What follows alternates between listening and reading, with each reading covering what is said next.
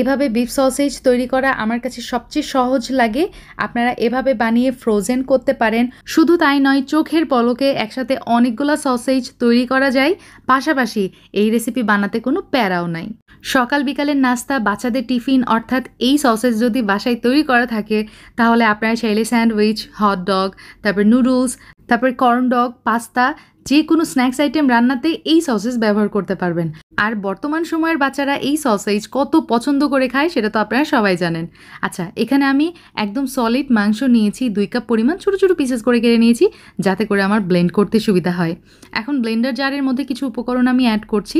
এখানে লবণ দিয়ে দিলাম 1 চা চামচ, তার সাথে আদা রসুন বাটা 1 চা চামচ মিলিয়ে, ঠিক আছে, আদা রসুন বাটা মিলিয়ে, জিরা গুঁড়া 1/2 চা চামচ, বিট লবণ ব্যবহার করেছি 1/4 টিস্পুন, লাল মরিচের গুঁড়া 1 চা চামচ, তার সাথে সয়া সস দিয়েছি 1 টেবিল চামচ, ধনিয়া গুঁড়া 1 চা চামচ, টমেটো সস ব্যবহার করেছি 1 টেবিল চামচ, তার সাথে দিয়ে দিচ্ছি একটা পাউরুটি স্লাইস, ঠিক আছে। আমি এজেসগুলো কেটে নিয়ে নিই, সবটুকু মিলিয়ে এখানে ব্যবহার করেছি, সবই আমি এখানে দিয়ে দিলাম আর কি। তার সাথে ব্যবহার করেছি কর্নফ্লাওয়ার আমি এখানে দিয়েছি হচ্ছে যে 4 টেবিল চামচ, ঠিক আছে। এই পর্যায়ে ফ্রিজের ঠান্ডা পানি আমি এখানে ব্যবহার করব 3 টেবিল চামচ, দিয়ে খুব ভালো মতো সব কিছু ব্লেন্ড করে নিয়েছি। আর আমার ব্লেন্ডারটা হচ্ছে 850 ওয়ার্ডের, ঠিক আছে।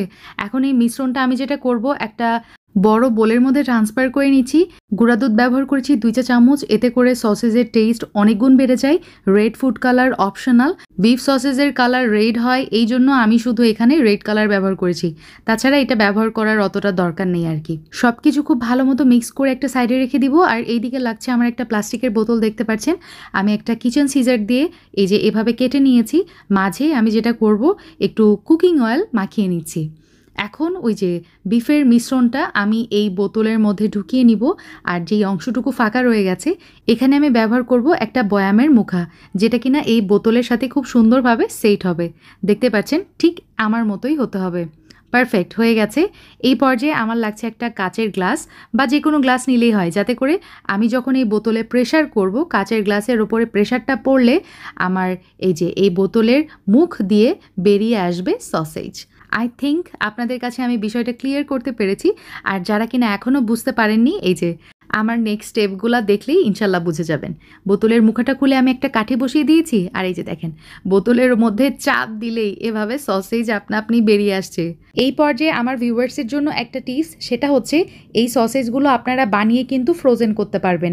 এই বিফ সসেজগুলো ফ্রোজেন করার সহজ টিপস হচ্ছে এই যে দেখেন, এভাবে বানিয়ে আপনারা গরম পানিতে বয়েল করে নেবেন, এই ধরেন 15 মিনিট। তারপরে গরম পানি থেকে উঠিয়ে পানিটা ঝরে গেলে তারপরে ফ্রোজেন করতে পারেন এয়ারটাইট বক্সে। আমি আজকে সসেজগুলা কিন্তু ফ্রোজেন করছি না, সরাসরি বাটারে ভেজে নিচ্ছি।